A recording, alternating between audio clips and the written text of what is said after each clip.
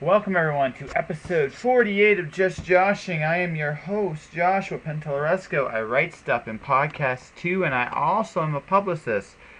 I'm going to talk about my clients real quick before we continue. My client, Chris Mars, has recently launched her website, http worldwideweb.hauntedmars.com, hauntedmars.com. Check out her website, sign up for her newsletter, talk to Chris. Chris is very cool. Her next book is coming out this fall. She is one of 7 authors in a Ouija board themed anthology called Intersections. Check it out. My other client, Craig DeLuey, has got 2 books on the go here. First off is Silent Running, which is book 2 of his Crash Dive series, set during World War II and deals with submarines, military action, and intrigue. Very good book, great series. You should check it out at craigdelouie.com, craigdilouie.com. Also, he is releasing Children of God. He has released, I should say, Children of God, which is an epic poem, kind of more like poetry therapy. He co-wrote with John wrote an interesting chronicle of the children of God from conception to finale, and it proves beyond a shadow of a doubt that although cults come and go, the cult never leaves the people it touches. You should check him out on his website, craigdelouie.com, craigdilouie.com. You can follow him on Twitter at craigdelouie. Sign up for his newsletter, talk to him, review his books. They're amazing. You should check them out right now. Alright, now that's out of the way, let's get to it. My guest this week is the one and only Miranda. Oh, her Chin Up, Tits Out is the name of her book. It's fun, much like Miranda is herself, and we'll get to her in a minute. This week's been good. Kind of getting back on track on some things and working on others. Big thing about me, like I said, is I figured out the magical balance of time. I got another I'm getting published again this year, it looks like. Last week I took part in a poetry exercise, I guess for lack of a better term, a marathon. And I wrote a bunch of poems, and the publisher that was putting on the show liked them a lot. And as a result, I am going to see those published in an anthology this fall, which is pretty cool. More info when I get it. More decisions I'm at a time of decisions of a bunch of different things. The Wandering God is definitely near the end, and what do I do with it is intriguing. There's a lot of things I considered, and I talked to my artist today, and she got me thinking about some things, and I'm kind of just letting them brew as of right now. But yeah, no, there's just a lot of things going on, a lot of changes, a lot of transformations, and just doing my thing, trying to maintain everything as best I can. But yeah, it's been fun. Not much else really to report at this point in time. I had some thoughts. I wrote a really cool blog about the whole concept of getting up through failure. Talk about, how you gotta want it. And that's the net title of the blog. You should check that out. Beyond all that, no, it's just been a good, quiet week for me. I've just been working.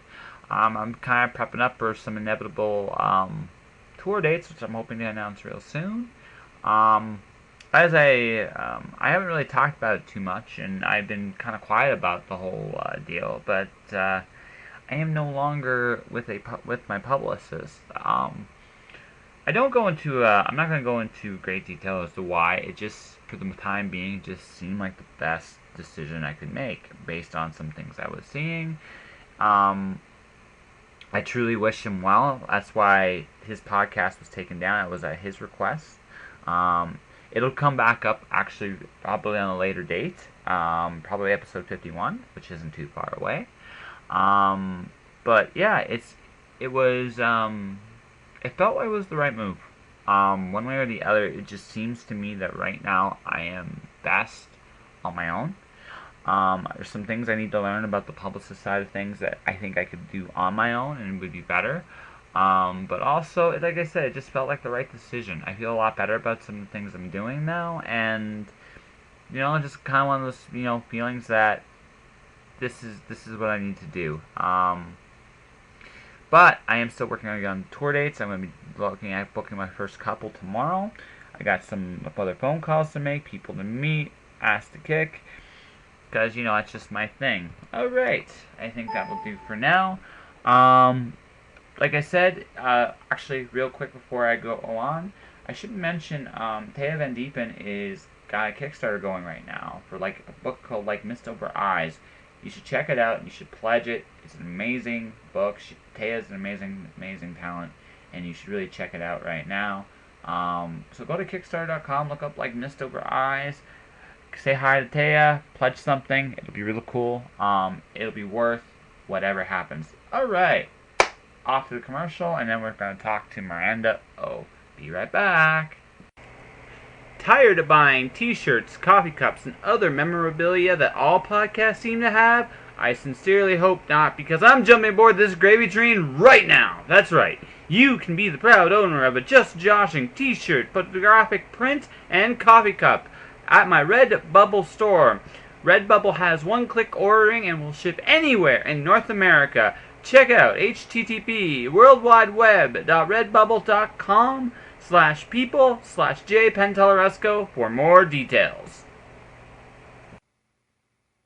Hello, how are you? I'm doing good. Our connection is better. Oh, it is. It sounds like a bajillion times better. Yes. It was my fault. I was the culprit. Oh, you know what? I think it might have been a little bit of both of us, because I was in the middle of, like, nowhere. I was out of the city with really crappy reception, and when I went, like I said, I was at my grandparents' neighbor's house, and I went back to, like, how was it? I'm like, oh, yeah, it was good. Just the, the connection was bad. And they're like, oh, yeah, we forgot to tell you. I'm like, oh, thanks. Oh, lovely. No. See, you were the second one. You were the second one that happened to me. Oh, okay. So it was like the first time, like, you know how Skype is. Skype has its occasional axis towards evil.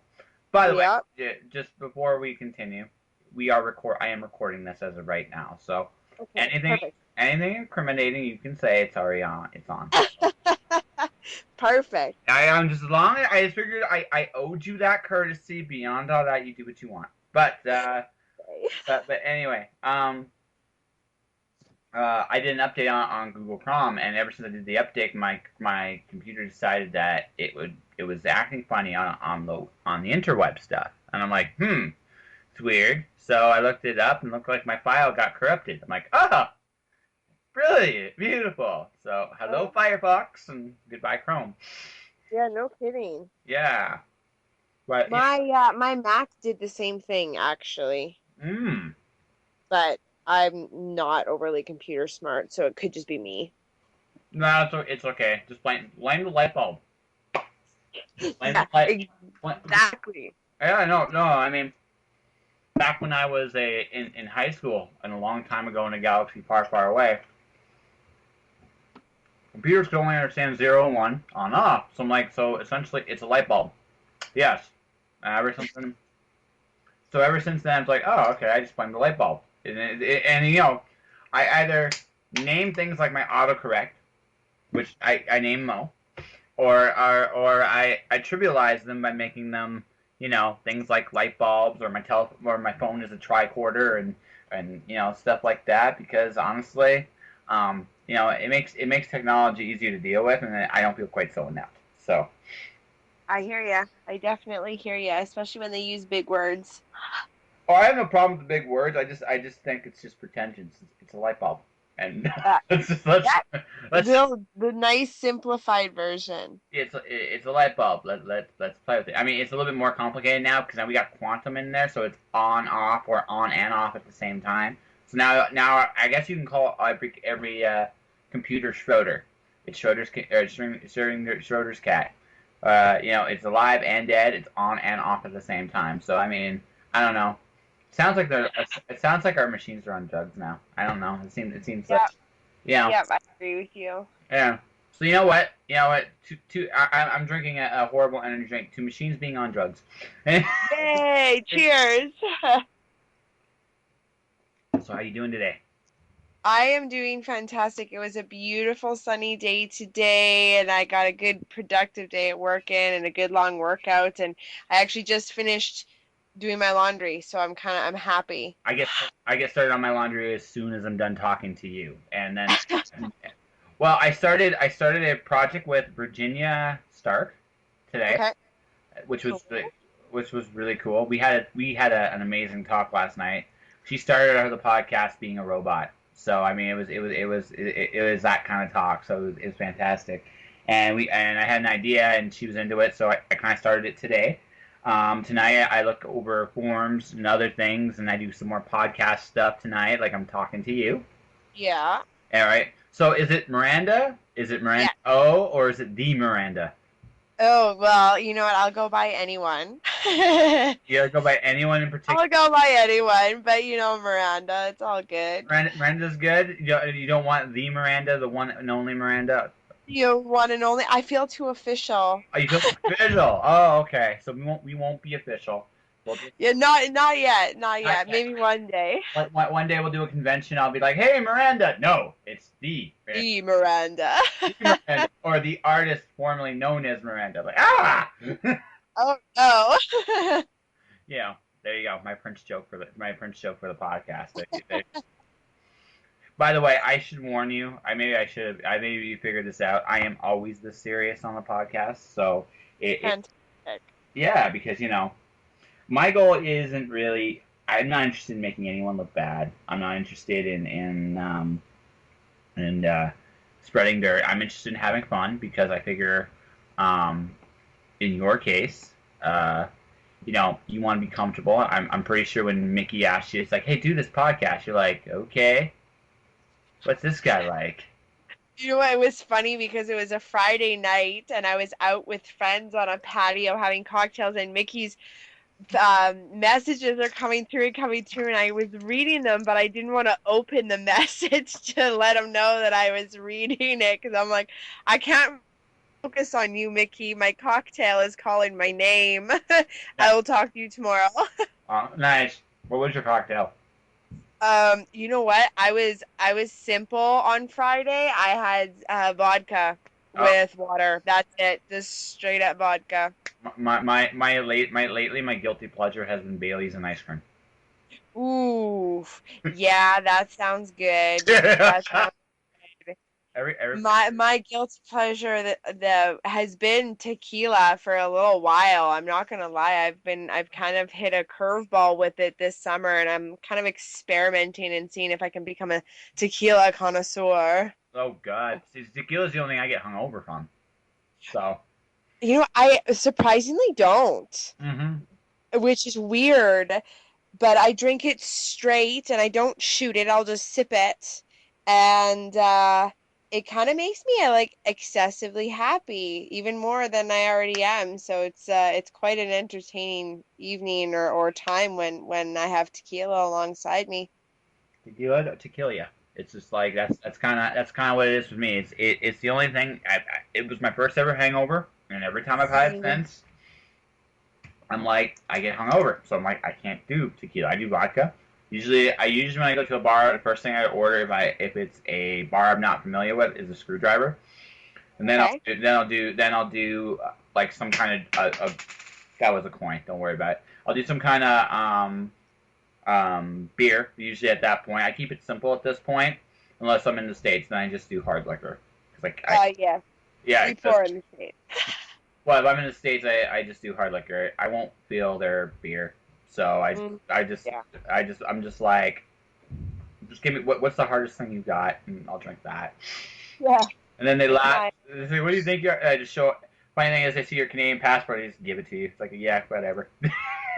Yeah, we know you're good. You'll be Yeah. fine. You'll be fine. One bar I went to in the States actually had a menu for people like me and a menu for the regular customers. And the regular customer got upset. It's like, why can he have that? And said he's Canadian. He drinks this normally. So, Oh my God, that is funny. oh, I know. But again, it's not as common anymore because now you have a lot more. You have a lot more microbreweries now, and Yes. and those are good, and those are really really good. But if you're stuck and the only thing you have is a Coors Light, I'm just in tears. I get bloated before I get drunk. So I know it's impossible. I'm not a beer drinker, but when I have to, I have to. yeah, And it's like one beer, and I'm like, I'm full, I'm done, I have no interest. Just Well, no, Just you just get bloated. You just like, oh why did I do that? It seemed like a, because then, and the thing is, you don't quite understand, especially in the States, you don't understand why you're bloated. Like, up here, you can feel the beer. Down there, yeah. you're like, this was water with, I think, some urine in it, and I'm bloated. What the hell? Yeah, yeah, exactly. It's very light. Yeah. Understand. Very light. Yes.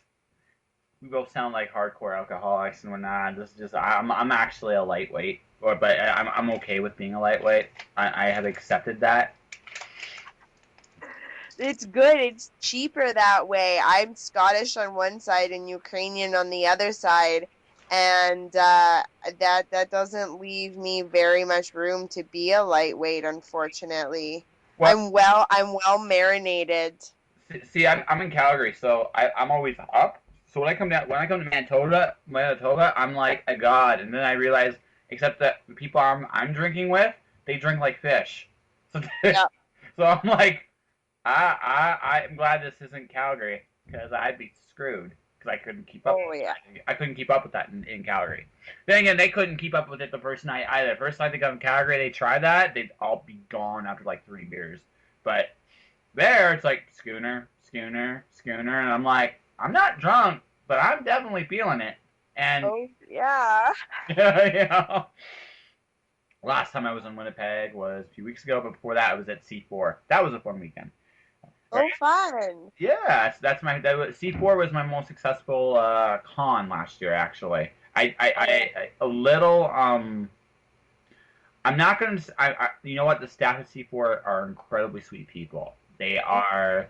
It's not necessarily the most organized people I've dealt with on the convention circuit. I found out I was getting news about the con before I was officially at the con to such an extent that I actually emailed them and was like, "Am I actually? Do I have a table there?" Because I wasn't sure. And Okay. yeah, this was the week of the con. So I was like, it was a Monday. I started getting emails about the con on Saturday. Now I was at another con, so I wasn't. I was like, the first one's like, that's odd, but then they kept happening. I'm like, on Monday, I'm like, am I going to this con? So I emailed them, and I'm like, so did I get a table? Next day, I get an email offer for a table. I'm like, oh, okay. So. That is crazy. Well, at least it worked out. Mhm. At least it worked out. That's good. Oh, absolutely. That's fantastic. I'm glad it was successful for you. It's always nice when you go out somewhere and you know you're getting your name out there and it turns out you get good feedback back. It always kind of makes you feel like you're on the right path. There's that, and it's also the fact that I had no banners. I literally had 3 days to prepare for the con, so I had no banners, nothing. I just made some business cards. I took some books, and I went. Yeah. And that's it. I didn't even have like I had no flyer at the table. I made my table in by the third day. The start of the third day, I had made it. I was like, yes, that's Well done. yeah, I know. So it's not bad with no real advertisement or preparation at all. Last year I was really good at every convention I about one. I either broke even or made money. So Nice. yeah, it's not bad. It was only on 1 or 2 books. Next time I go to, I'm not going to be going to C4 this year. I'm going to be in Edmonton that Okay. weekend. So, but I want to go to the year after because I like the convention. I did really well at it. It's just unless it's gonna be, it's just I don't want to double book myself because the only way I'd be able to go to the C4 would be the Sunday, and it Okay. Yeah. just doesn't seem worth it. Yeah, it's tough. You gotta find a good balance, right? Like a balance that works for, you know, go time, play time, work time, personal time, and too much is just it ruins the positive, like it ruins the fun out of it, right? It takes the fun out of it when it turns into a chore or if you're overloading yourself with work. Well, that's it. I mean, I'm coming to a bit of a balance with that because I just became a publicist myself, and that came out of nowhere, and I'm like, so I'm learning that, My day job had overtime like crazy this last little bit, so I've been doing that, and I've been trying to get everything, and so I've been this week. This week it looks like I can finally balance myself again, which is nice. I haven't been able to do that in a while, so that's kind of what's going on with me is I'm trying to get that balance so I can have a personal life a little bit more, and Yeah. say hi to my friends and let them know I'm still alive. Hey, how you doing? Yeah, I am exactly. real. Hey, how's it going? Right. So how about you? How many conventions do you like doing, or do you not do them at all at this point? No, I actually don't do them at all. This was actually my first book, and it kind of came out of nowhere. Um, like I always wanted to write a story. I always had a story in my head, but then I needed to go through my life a little bit more before I could sit down and write it appropriately.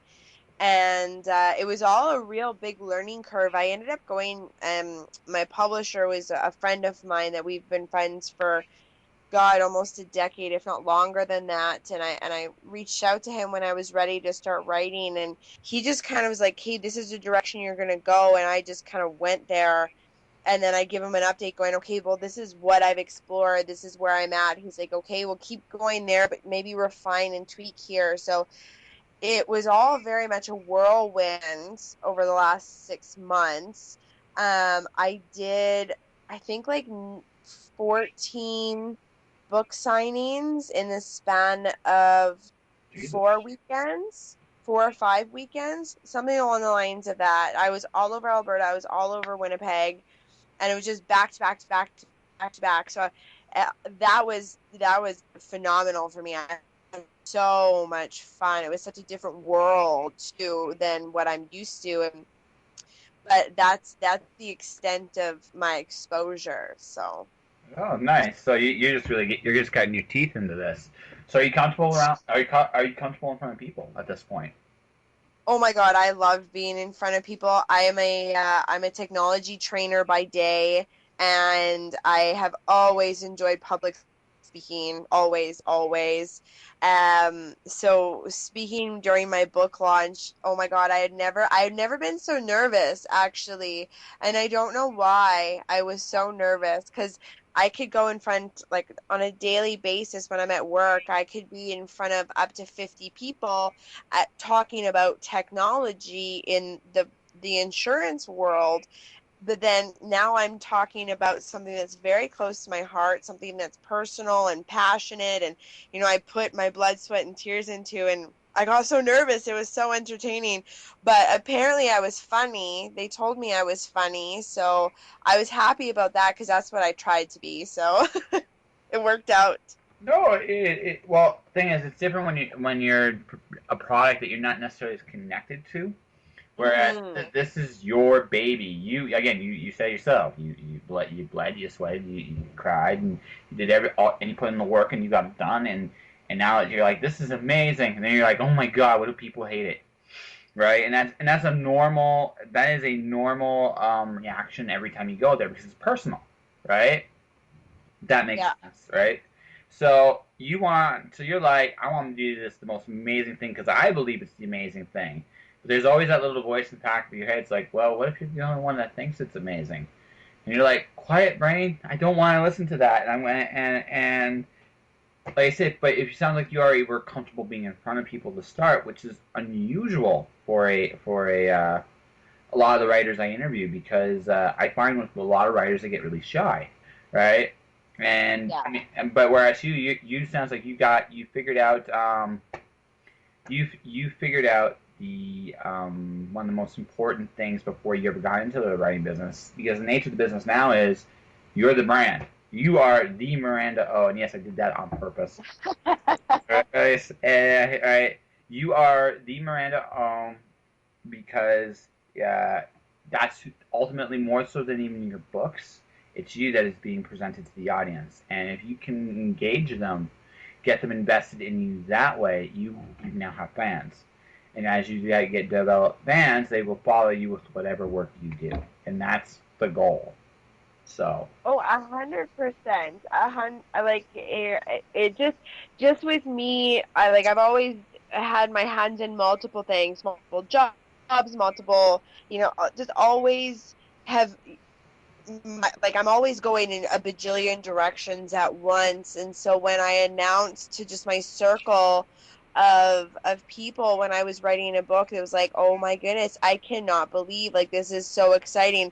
I'm the one that, everybody kind of comes to on a Monday morning and is like, hey, tell me about your weekend. I'm like, hey, let's have a sit down and let's, pour a cup of coffee and get ready to have some fun. And so when I announced I was writing a book, people were very excited about it and have been very, I want to say, loyal and excessively supportive during the journey. And not even people that I was necessarily close to have come out of the woodworks when, like, wow, this is amazing, like, when's the next one coming out, like, tell me all about it. And just having that kind of attention, even if it's from a couple hundred people, is amazing. Like, I'm happy like this. So we'll work at getting to the Miranda O status. That's it'll come. It will come. And then at that point, I'll be like, I knew you when. Yeah, no kidding, right? Yeah, that's it. And we'd be like, yeah, I knew you when. So thanks a lot. Just step over me and become queen of the whatever it is. And Yeah. I take myself very seriously when I do these things. So. Hey, that is okay. Well, you have to. Like I said, because no, you have to, because honestly, I mean, the other flip side to it is as hard as you work at what you're doing, you also got to some degree you got to be humble about it too. And this is where I'm not a very humble person personally, but where I am humble is I realize that you know what, people are going to get the breaks when they're going to get the breaks, and you gotta be able to look in the mirror a little bit and kind of laugh at how some of these things play out. And if you can do that, you can bounce back from anything. Um, like I said, I've had some interesting public presentation snafus, and as a result, now I'm not afraid of anything up there. Just if I go up there and make an ass of myself, I'll make an ass of myself, but now I can laugh at it, right? So, and that's Yeah, yeah. that's important.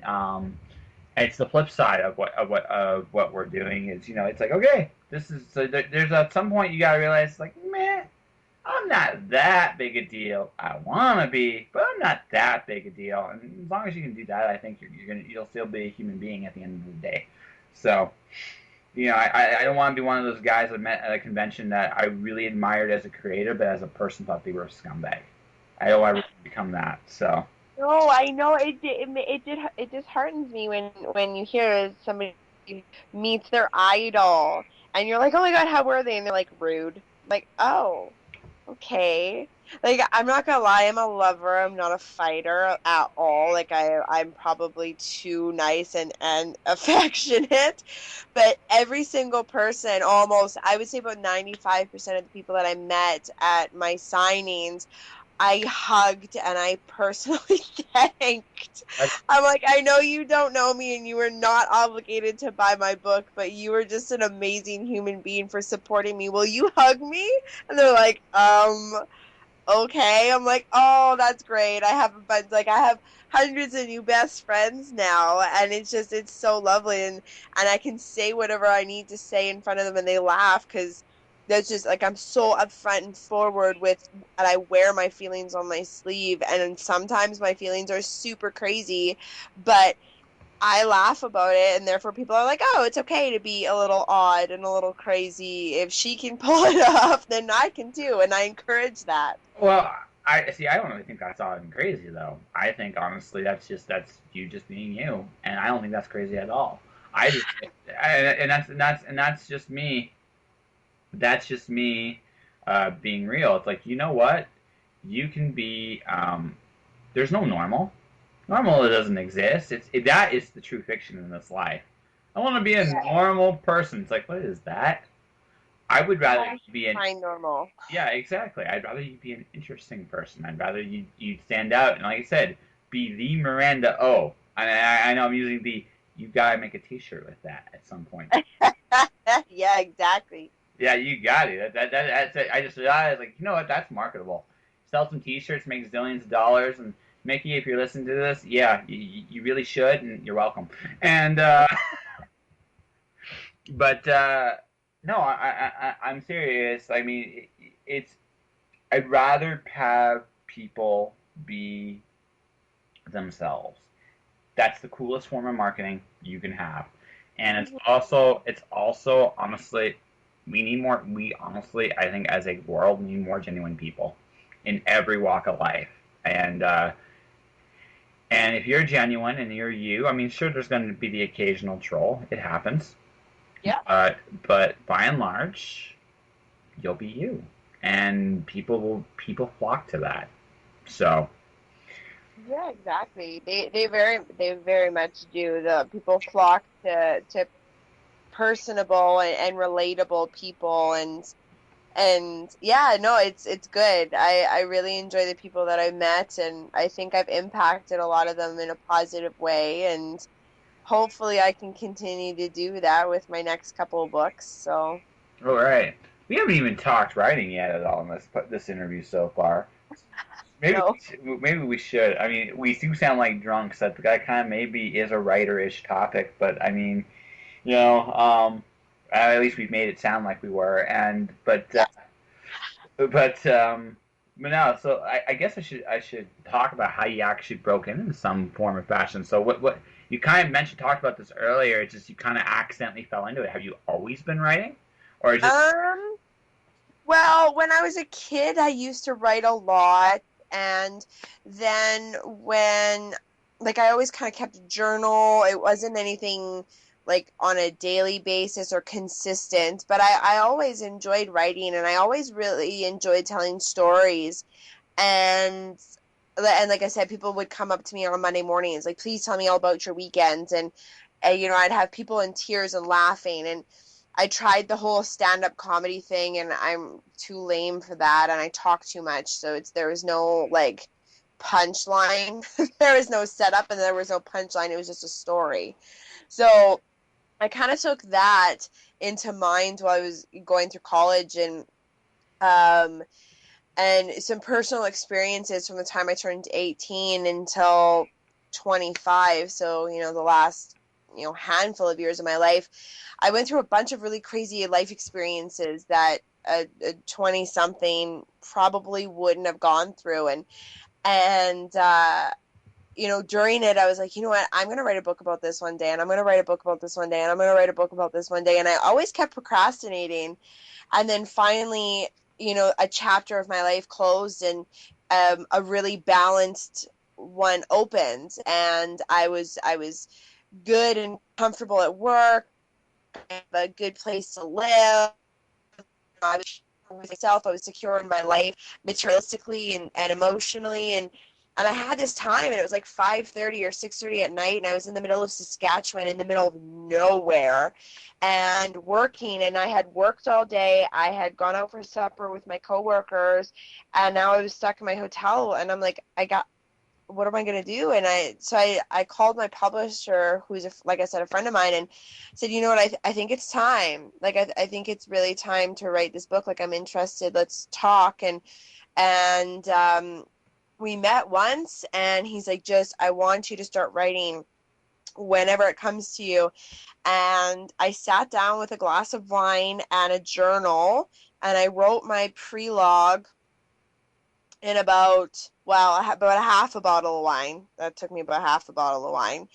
And I reread it to my roommate, and he was like, that's that's pretty darn good. I'm like, oh, okay, great. And then I kind of spent an additional like 12 to 16 hours on a couple of weekends. Like, I would write for about 2 to 4 hours at a time, and with a lot of wine.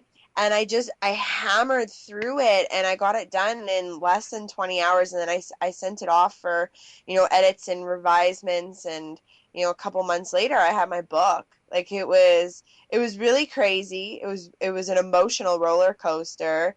And it was such a learning curve. I had so much fun. Everybody that I endured, like, even the sourpusses that came around, like, I still enjoyed it so much. And so I finished my book signings in April, and I just started writing my second book, actually, and I finished the meat and potatoes of that. And it turned out to be probably more like double in length than my first book, and way more well written, and you grow with a character, and I really have loved to watch the main character grow and evolve, and it's a really good picture of certain things that have happened in my life, and maybe certain things that decisions that I should have made versus I shouldn't have made, or just bits and pieces from stories or experiences that I've gone through in the last decade. I've kind of amalgamated into this book, and or this series of books, and I love watching the story unfold, because I'm not gonna lie, I'll tell my story verbally one way, and then what the reality happened is, that's the real truth. However that may have happened, I don't know, because when I tell you about it, it's a version of it, and then when I started to write about it, it became even more of a version about it, and then I read it and I'm like, I don't know what's fake or what's not fake, and what's fiction and what's not fiction, and what's truth and what I made up, because all of it has come from a piece or a part of somebody that I know, or a piece of me, or a part of a part of my life. So it's, yes, it is fiction, but it's all inspired on things that I've gone through, or that I know somebody in my life has gone through, or it's kind of it's very close to my heart, and it's kind of turned into this magical, crazy beast of a book and or a series, and I'm really excited about it. That is important. I've been handing in the third book of my series to my publisher. Nice. It's the last one of this particular series, and it's been slow because now on this one, because it's bigger than the other one has. I've handed in already more material than the previous two, in terms of the length of the book, and it'll be both books combined when it's all done, because I've written the rough draft, and I did it by notepad, and Okay. yeah, and but I'm at the end of this particular series. This has been close to my heart. This, like, once this book is written, it's done. So, Yeah. and I have to do a new challenge of some kind. So I kind of feel like in my case I've been going slow, but it's been bittersweet, because I'm glad I'm at the end, because I'm ready to do another kind of story, and I'm doing a bunch of different things that way. But Yes, exactly. I hit that point where it's like, you know what? I'm still kind of going through the slow journey of improving the chapter, handing it in, improving the chapter, handing it in, and bit by bit by bit by bit, probably, I'm hoping by the end of this month it'll all be into the publisher, and then we'll go from there, and figure out when it'll be released next year, and I have an artist that's doing pictures for the interiors as well, so it's going to be an interesting final book, but it's also going to be really sad when it's over, because I know it'll be because you grow with these characters too, like as you say, they're really personal and close to your heart, and it's not that you're not exactly saying goodbye, but you're not going to continue their story. Like, where they are is where they're going to be, and then you have to trust that whatever world you channel them from, it's going to take care of them from there. Exactly. I totally get that and anxiety that it's, once it's done, it's done. I haven't hit that realization yet, because I have one more book to write. I'm hoping to launch my second book in January, and then third book, I don't know, sometime later next year.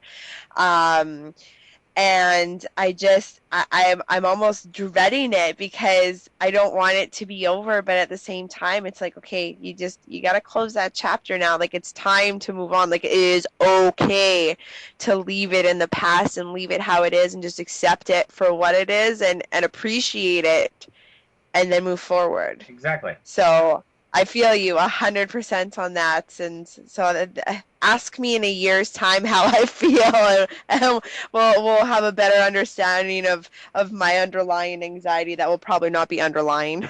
Well, no, you'll be like, I want to break down, but yet I don't either. Like, you're both happy and sad. It's kind of like, you're happy it's over, because you for your sake as much as the character's sake, it needs to be closed. This world, Yeah. But but on the same token, um, you're like, oh man, because they've been in your head and your heart for years now. You're like, oh my gosh, and that's just the way it goes. If that makes sense. So you live Oh, yeah.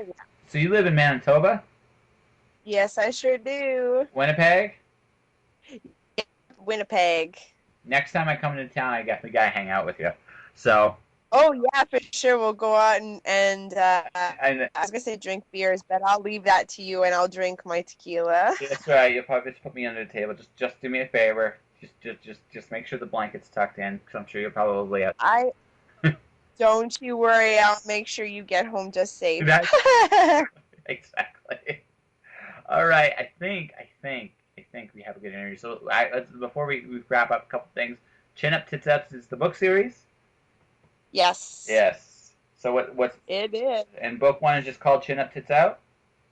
Well, it is actually called Remember No Matter What, Chin Up, Tits Out. Okay. And so the second and third book are going to kind of follow suit with that. It all stems kind of like from a confidence point of view. To whenever I walk into a room, if you ever feel uncomfortable, just throw your tits out and put your chin up and exude confidence. And so that was a very flashy title, and it catches people's eye. And It does. super exciting, but then it kind of throws people off too. Like it perturbs people a little bit because they're uncomfortable with it. So out of promoting and putting my name out there and putting the name of the book out there, CUTO, so chin up tits out, kudo kind of came through that. It turned out to like a hashtag kudo.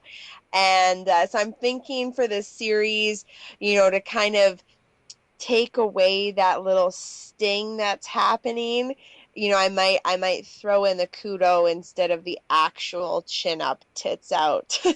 Although I don't want to lose the message, because it is an important message. I think I, we all need to exude confidence, because we all have moments of insecurities, and it's typically within our heads. It's all happening. well, I look at it this way. Fear is normal. Like, to be very honest with you, fear is a normal thing to feel when you're going against whatever obstacles in front of you. It, you know what? Everybody's on some level scared. That's always the way it is. The real trick is what you do with your fear, right? And if you're willing to tackle stuff head on, well, I mean, that says a lot about who you are, win, lose, or draw. And if you're one of those people that backs up and bulks down, well, there's a wall around you. And so I've always been of the belief that you should try to overcome your fears on some level, whether it's a fear that those butterflies you get when you're up there reading in front of other authors or other readers, or whether it's, in my case, talking to a pretty girl. I mean, you get scared to death, and then you're like, wait, what am I scared? I mean, and then the rational part of me goes, well, if I have nothing right now, and if I don't have anything if this doesn't work out well, I'll be exactly where I am, and that's the logical way to put it. When you're in that moment, you're like, be scared, but then you just be bold and go for it, because honestly, good things happen. So.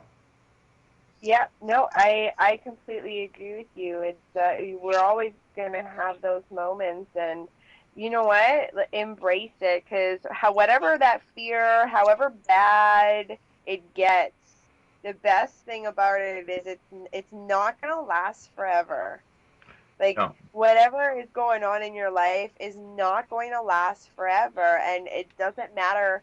Like, that's how I go through things. If I'm going through something, a tough time with somebody in my life, or a tough time at work, or whatever it may be, you sit down and you just kind of take a minute to appreciate what you're going through, because you're going through it for a reason.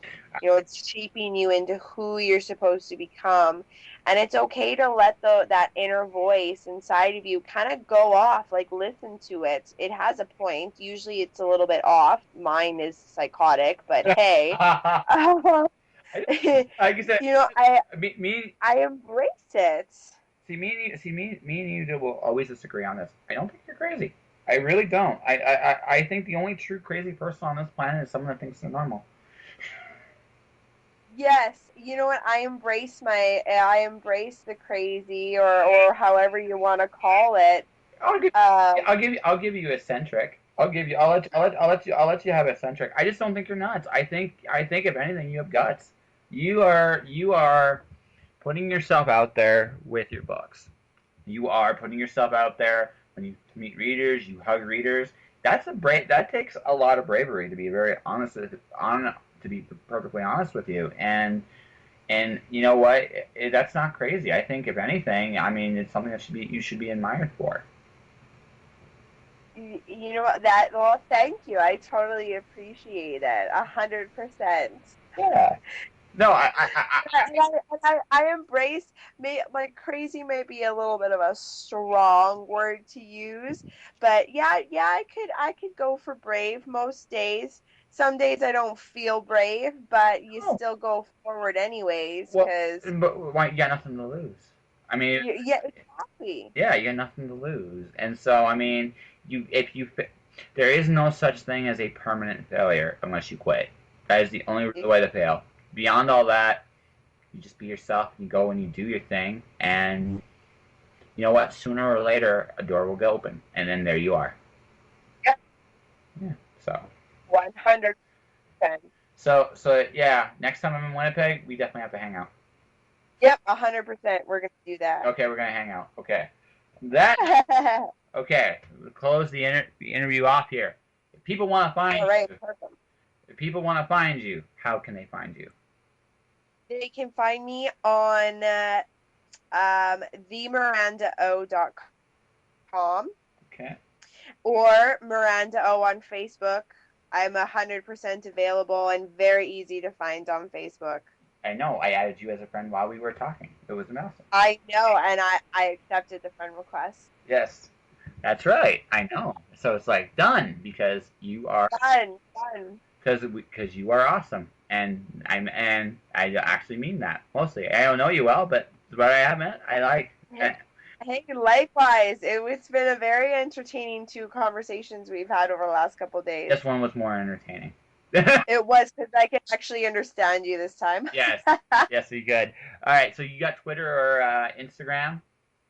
Yeah, I have Twitter, and that's O Miranda O. And what is my Instagram? My Instagram is Miranda O as well. All right. So on that note, hold on a second here. We will call the podcast here. And that was the one and only Miranda. Oh, you can check out her book, Chin Up, Tits Out. Um, Anywhere like Amazon. Give her a review on Goodreads. Uh, Talk to her, her website, follow her on Twitter, say hello. All in all, though, very cool person. Someone I'm looking forward to, putting me under the table when I go back to Winnipeg. Beyond all that's another episode. We're done. Episode 48 is in the can. Looking forward to next week. I got some really cool guests. I'm not going to tell you who episode 50 is, but episode 49 is going to be pretty fun. Lisa Disganis, I hope I said that right. She's probably going to beat me. That's okay.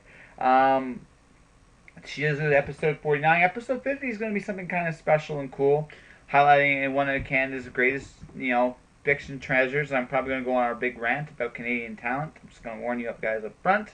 But that said, this episode is finished, and I just want to say, buy my shirt, buy my cups, got the Redbubble, buy my books, Storm Dancer the Watcher. You can find them on Amazon, Chapters, in Barnes and Noble, worldwide, anywhere. Pretty much you can find those. You can find those books anywhere. Leave a review, say hello.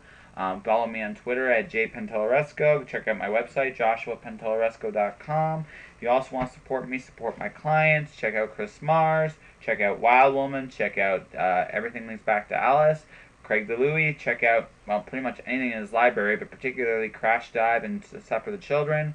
Leave a reviews, let them know it's awesome, because it really is. And that is it. So guys, whatever you're doing out there, I hope you're doing it well. I hope you stay inspired. Don't do anything I wouldn't do, whatever that is. Have a good one, guys. Josh, shush.